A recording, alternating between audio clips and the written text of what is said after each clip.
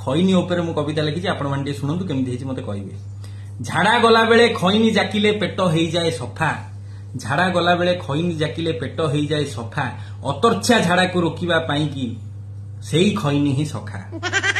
पान जाकी देले दांत नाली हुए, खैनी खाइले हुएनी, कले जाकी देले गाल फुले नहीं, प्रेमिका भी जानी पारे।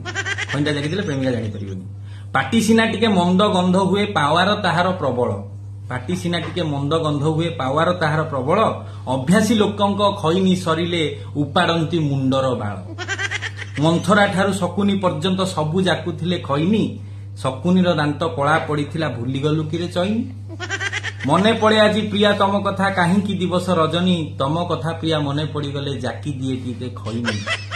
खैनी एमिति चीजटिए जहा जाकी देले थळे कलरे, घर द्वार प्रेम सबु टेंशन चली जाए खुशी खुशी रे। सबु संज बेले खटी रे आमर पियंती सभिए रम, हेले बंधु माने जानंती नाही जे खैनी रो केते दम, खैनी रो केते दम। कविता केमती लागिला मते टिके मतामत जणाइबे। रहिली, जय जगन्नाथ।